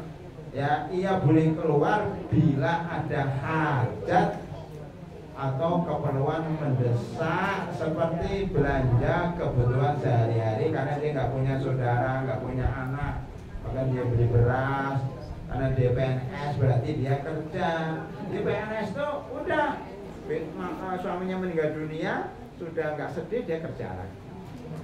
Ya, tidak apa-apa, tapi beli kerja nggak boleh mampir, harus pulang. Kerjanya pakai masker. Iya, cadar, masker ya, itu disiapkan tidak sekarang kok. Nanti kalau ditinggal mati suaminya langsung bercadar, bermasker selama 4 bulan 10 hari, nggak boleh dibuka itu. Ya, apalagi musim COVID. Ya ke kantor, ke pengajian, kemana itu bercadar, kemudian pakai masker. Kenapa? Supaya tidak dilamar oleh laki-laki. Nggak boleh dandan. Mandi boleh nggak? Boleh. Tapi jangan dandan ya, jangan pakai minyak wangi. Kan nanti ada laki-laki yang tertarik. Dan tidak boleh melamar. Hukumnya haram laki-laki melamar perempuan yang masih dalam masa ya, suami baru mati kemarin dibilang, "Bu, mau nggak nikah dengan saya?" Nggak boleh. Tetapi kalau sindiran boleh. Ibu kok cantik banget, boleh nggak? Boleh, kan cuma bilang cantik, belum tentu menikahi kan? Jadi padahal maunya saya mau melamar kamu kalau sudah selesai masa tidak di booking dulu. Kan dia bilang cantik tiap hari, cantik, oh mungkin mau dengan saya. Jadi boleh Bu ya. Ya.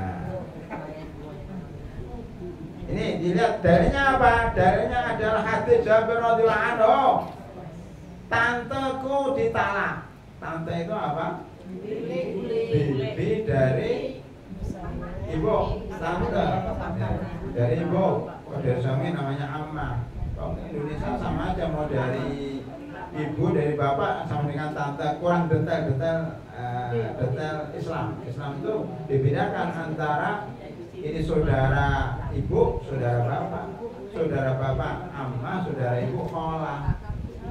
Tanteku dicerai, lalu ia ingin keluar untuk memetik kurmanya, kan di rumah nggak ada makanan. Ya. Seorang laki-laki melarang, jangan, kamu lagi masa iddah. Lalu dia lapor curhat kepada Nabi Muhammad Sallallahu Alaihi Wasallam, ya.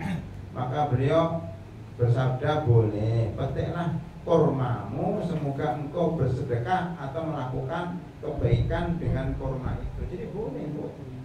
Kalau darurat itu Bu ya. Jadi boleh ke Garut kalau darurat. Memang ada yang baru meninggal suaminya mau ke Garut, atau ke Garutnya diundur 4 bulan 10 hari lagi. Tapi kakak udah bayar mobilnya. Ya kan 4 bulan lagi. Jadi nggak boleh tak?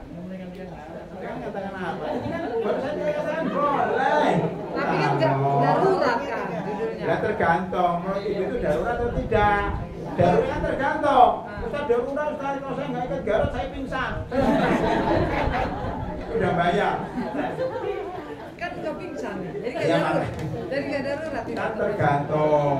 Kalau nggak pingsan, nggak stres, ya apa, dia sehat walafiat, ya nggak darurat. Kalau tadi Kalau menghibur diri, nah kan saya bilang apa, kalau stres kan. nah ini kan malah jadi senang. Kan saya bilang apa, kalau stres masuk rumah sakit. Nah, Nah, makanya boleh dah pergi jalan-jalan. Jadi boleh tadi.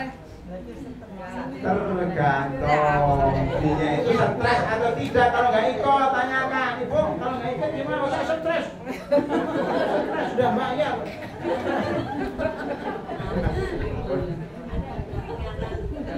Ya itu maksudnya tahu kan, maksudnya bahwa ya dinilai sendiri-sendiri lah, darurat atau tidak, perlu atau tidak, karena dalam kaidah survei itu hajat kemudian itu dianggap darurat ya. Kalau dia tidak ikut mungkin apalah gitu ya, silakan. Tapi kalau dia ikut nggak ikut masih baik-baik aja ya udah, mendingan nggak usah ikut. Baik-baik aja sih. Tergantung ya baik-baik sekarang udah ditinggal stres nih.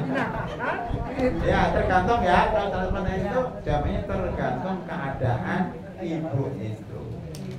Bagaimana kalau dia bekerja? Ini benar. Jika seorang janda ya membutuhkan pekerjaan untuk nafkah, maka dibolehkan keluar rumah selama menjaga aurat dan kehormatan. Ini perlu selama menjaga aurat dan kehormatan, tidak bermudah-mudah untuk bergaul bebas, ketemu laki-laki ngobrol dengan laki-laki, hanya sebatas kebutuhan lalu kembali ke rumah. Maka di Garut hanya sebatas ke Garut langsung pulang.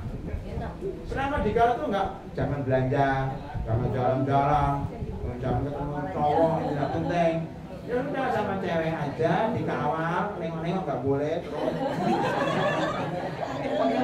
Dan berkawannya dengan ibu-ibu aja, insya Allah masih boleh. Kan ada nih. Nenek-nenek 70 tahun. Iya, maksudnya kan memberikan alasan ilmiahnya. Ya, tidak bermudah-mudahan, hanya sebatas kebutuhan. Ya, tapi kalau udah lama, itu kan kalau baru ditinggal mati, kalau udah lama kan boleh. Kalau seandainya ini adalah ibu-ibu yang sudah 70 tahun tidak akan menikah, tidak tertarik dengan laki-laki, ya boleh. Kan permasalahannya adalah ini kan menjaga supaya orang itu jangan menikah sebelum 4 bulan.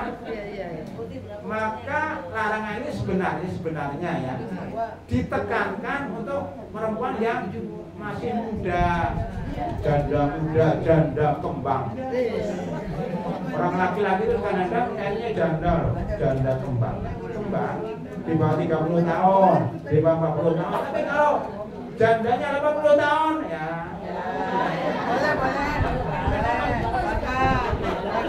jangankan begitu, buka aurat dikit aja boleh. Maksudnya orangnya tidak ketat-ketat banget ya. Itu dalam surah An-Nur disebutkan ya. Jadi diberi keringanan untuk ibu-ibu yang sudah 80 tahun ke atas, yang sudah nenek-nenek, itu diberikan keringanan. Buka baju luarnya. Ya, termasuk auratnya. Tetapi paling baik tetap menutup aurat.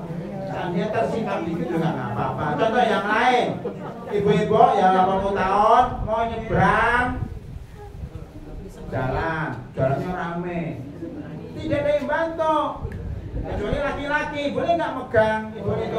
Boleh. 80 tahun diapain juga? Digendong udah. Iya, karena udah itu udah wajar, sesuatu yang udah maklum. Kecuali ini janda masih muda mau nyebrang, tak seberangkan ya mbak ya. Nah itu maksudnya. Itu mah modus lah. Nah, iya. Kelima, boleh nggak pergi menghadiri pengajian? Bila pengajiannya diadakan di masjid dekat rumah atau tempat yang aman dan terhormat seperti di sini, boleh keluar dengan syarat tidak berhias, berlebihan, tidak bernama-nama. Ya, kan tadi dikawal, gojeknya juga gojek atau mobil sendiri pribadi ya, itu dibolehkan. Tetapi sebagian ulama menganjurkan beribadah di rumah, ikut lewat online, live, buka YouTube di rumah. Sekarang zaman dulu dengan zaman sekarang beda. Kan ke pengajian lo kan bisa di YouTube. Ya, umpamanya seperti itu, walaupun memang beda. Di YouTube dengan langsung hadir langsung kan semangat. Oh YouTube paling ngantuk, paling ya tidak dengar. Itu dibolehkan. Itu ya ringkasannya. Ibu ada pertanyaan, Bu? Sudah selesai insyaallah secara umum tentang hukum cerai, hukum iddah dan janda yang keluar setelah dia ditinggal mati suami. Ada pertanyaan dari ibu? Masih ada waktu nih? Belakang.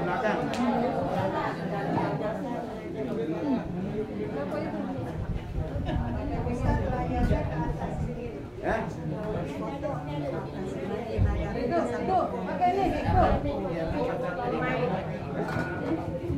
Kan ibu dulu. Assalamualaikum warahmatullahi wabarakatuh.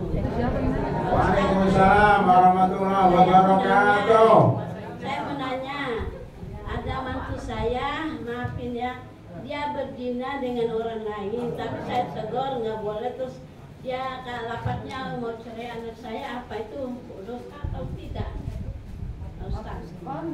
Berzina dengan orang lain. Dia pulang ke rumah, saya nasihatin, jadi saya mau cerai anak kamu, udah 3 kali ngomong, itu hukumnya bagaimana Pak Ustaz? Saya nanya. Oh, saya mau cerai anak. Iya. Atau apa tadi? Ya mau cerai istri ya tadi berselingkuh itu ya? Iya, suaminya berselingkuh. Oh, suaminya. Iya, suaminya. Mabok, terus dia selingkuh, apa hukum Islam kan dilarang kan? Ya. Hamar itu namanya hamar. Hamar. Iya. Itu apa boleh atau tidak Ustaz? Ya, Assalamualaikum baik. warahmatullahi wabarakatuh. Waalaikumsalam warahmatullahi wabarakatuh. Bu, yang berhak mencerai adalah laki-laki. Bagaimana laki-laki yang selingkuh? Boleh nggak istri mencerai suaminya? Nggak bisa. Bisanya hanya apa? Menggugat cerai.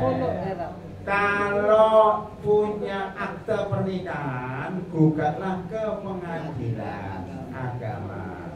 Mengajukan gugatan cerai untuk suami kalau suami telah terbukti secara nyata bahwa dia selingkuh dan mabuk-mabukan. Saya tidak bisa hidup bersama suami yang berzina dan mabukan, maka diajukan cerai, gugatan cerai, maka pengadilan memutuskan diterima gugatan cerainya, maka sah perceraiannya. Yang ceraikan biasanya pengadilan, Bu. Tapi istri mengajukan gugatan cerai. Tapi kalau suaminya nggak terima, sulit. Ya, saya nggak mau cerai kamu, nggak bisa, kecuali pengadilan yang menceraikannya secara paksa. Itu Bu ya, ibu-ibu yang tidak kuat dengan suaminya boleh menggugat cerai, tetapi harus ada sebab. Kalau nggak ada sebab, kita akan diancam dengan tidak membau surga, tidak mencium bau surga barang siapa dari perempuan yang meminta cerai suaminya tanpa sebab, atau sebabnya karena dia kangen dengan pacarnya yang lalu, tapi ganti pasangan, itu tidak mencium bau surga. Naudzubillah min dzalik. Bapak silakan. Assalamualaikum warahmatullahi wabarakatuh. Waalaikumsalam warahmatullahi wabarakatuh. Saya mau nanya Ustaz,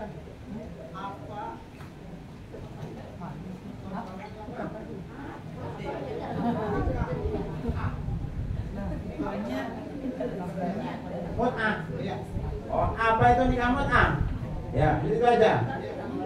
Ya, nikah mut'ah, Bapak dan Ibu, adalah nikah hanya bersenang-senang saja. Nikah kontrak pakai batasan waktu. Saya ngontrak rumah 1 tahun. Jadi wanita itu dianggap kayak rumah. Saya menikahi kamu 1 tahun. Saya menikahi kamu 1 bulan. Saya menikahi kamu seminggu, itu hukumnya haram. Apa, Bu? Haram. Karena ada lafaz saya menikah dengan kamu 1 bulan. Ada kata-kata 1 bulan. Ada kata-kata 1 tahun. Ada kata-kata 5 tahun. Itu hukumnya haram. Iya, orang Syiah itu memang aliran sesat.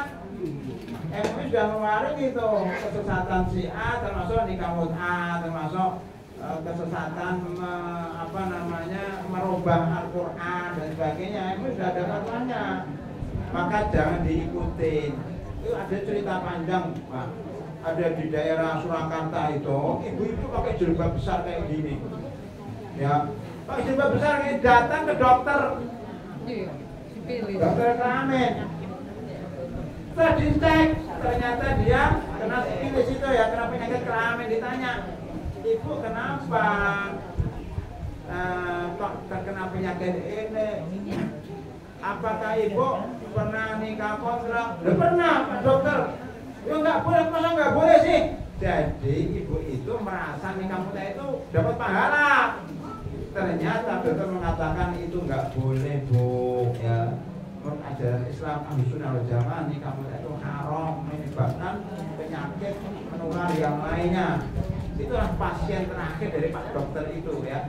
Dia ibu-ibu yang beragama, ikut pengajian, tapi salah ngikuti pengajian. Dia masuk pengajian Syiah, dia boleh kamu. Jadi itu haram, Bu ya. Anak-anak kita yang kadang-kadang terpengaruh.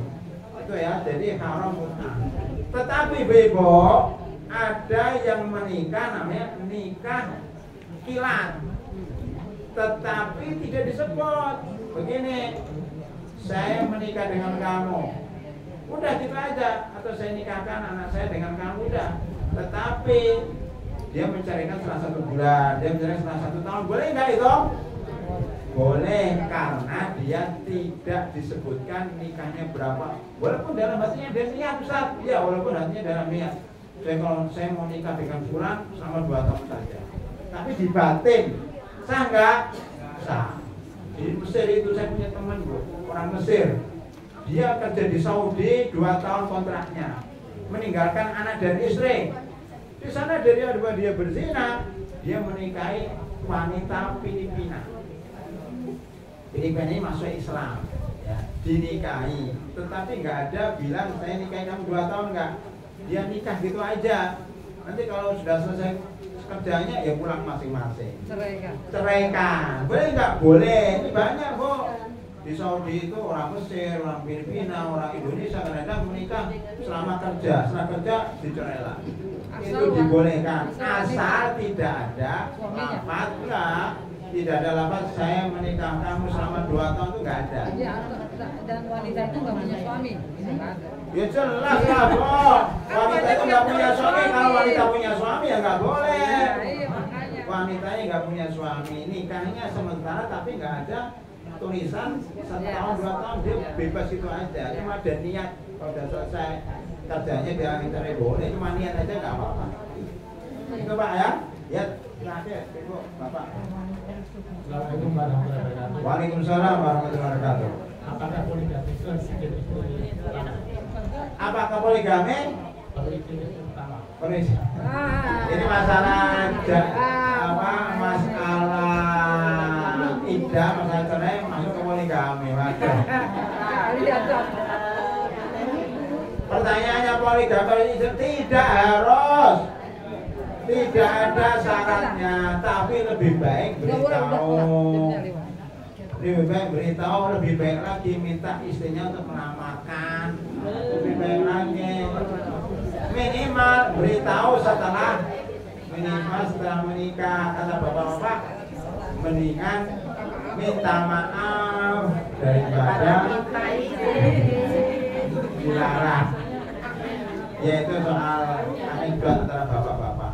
Jadi secara syariat tidak harus minta izin, tapi sebaiknya minta izin dan beritahu. Soal nasab, soal soal hubungan, jadi nggak bisa nanti kalau meninggal dapat warisan dan seterusnya. Dia harus beritahu, walaupun agak akhir kan beritahu. Iya, beritahu. Baik, itu pertanyaan Bapak. Ibu-ibu masih satu? Udah cukup. Udah cukup. Ya udah satu. Terakhir. Yang ini udah cukup tak? Boleh ditutup tapi bisa dioper buat siapa? Ditutup. Katanya ditutup, Bu. Tapi ya nggak apa-apa, pertanyaan dua-duanya saya jawab singkat ya. Pertanyaan yang khas, Bu. Ya silakan. Tadi yang butir 4 kan untuk yang masa idah bekerja boleh jika darurat atau untuk Ya. Terus kalau dia kerjanya tuh harus karena dia di front line di depan kan harus berdandan. Dari kantornya kan seperti itu melayani nasabah gitu. Ya. Boleh nggak? Oh, Bu. Kalau bekerjanya melayani nasabah pakai masker ya pakai masker. Masker boleh pakai masker. Dandan, saya tak tahu. Ya kan nggak boleh dandan pakai masker. Untuk apa dandan kalau pakai masker? Ya kan? Bilang aja sama pimpinan yang lagi batuk, Pak, daripada menular kena saban nanti panasnya pada kabur, ya silakan. Terima kasih. Ya itu, yang ini Bu apa Bu? Ya. Oh, boleh. Makanya ini kan ada suami istri berantem. Berantem. Terus istrinya tuh pergi gitu aja, suaminya sih nggak bilang cerai. Ya. Terus pergi ke rumah orang tuanya, nggak dijemput-jemput sampai setahun gitu kata Ya. suaminya. Kalau dia pergi, dia balik aja sendiri, nggak mau jemput. Akhirnya dia balik lagi itu gimana? Nggak apa-apa, Bo. Itu suami yang cuek gitu. Pergi aja, gue pikirin. Itu pasti yang kasihan istrinya, makanya istri nggak usah pergi-pergi. Kalau pergi ya suami ya bercerai. Ya nikah lagi mungkin. Nikah lagi, makanya yang kasihan istrinya. Dan boleh, artinya masih sah. Karena suaminya belum mencerai. Ya salah kan istrinya, kabur, dia dosa. Selama 1 tahun itu dia berdosa. Walaupun dalam jangka waktu setahun. Walaupun 10 tahun, walaupun 20 tahun, selama suaminya tidak menceraikan, maka masih istrinya. Loh, diberi nafkah enggak? Loh, oh dia pergi kok diberi nafkah, yang salah istrinya. Maka istrinya yang tahu ikut pengajian wajib balik lagi. Istrinya kan udah menikah kayaknya gitu. Jadi dia pergi. Terus kalau misalkan dia tidak diberikan nafkah lahir batin dalam jangka waktu yang lama, terus apakah misalkan istrinya tiba-tiba menggugat cerai, tetap boleh apa enggak gitu? Makanya kalau kepengen jelas gugat cerai. Layangkan tulisan itu, minimal tulisan. Mohon maaf, Mas, saya mulai hari ini ingin pisah dengan dirimu. Ini saya kembalikan seluruh maharnya. Iya. Nanti suaminya tanda tangan setuju, sah. Dia gugatan cerai walaupun nggak usah ke pengadilan.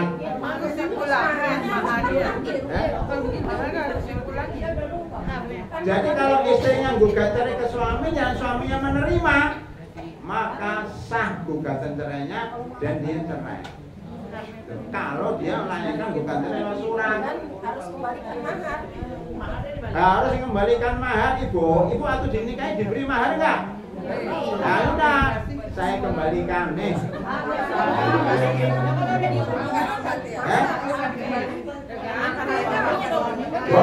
Bukan mesti mahar, ini kan uang. Mana udah habis, ya ganti uang 100.000 nih, saya punya 100.000, ya sudah, suami nerima. Boleh nggak 50.000? Boleh, selama suaminya nerima. Tidak mesti mahar. Supaya cepat, bukan 200 juta pasti diterimanya. Yang penting istri menebus dengan sejumlah uang, boleh 50.000, 100.000, 2 juta, 30 juta, tergantung kesepakatan berdua. Tapi jangan pulang terus diam-diam aja kayak gitu. Harus beritahu, saya udah nggak betah dengan saya gugat cerai. Suami setuju, oke. Kalau suami nggak setuju nggak cerai. Itu ibu-ibu ya. Saya kira cukup sekian. Nanti kalau menanya di Garut. Demikian, lebih kurangnya mohon maaf. Itu dengan doa kafaratul majlis. Subhanallah bihamdika asyhadu an la ilaha illa anta astaghfiruka wa atubu ilaik. Assalamualaikum warahmatullahi wabarakatuh.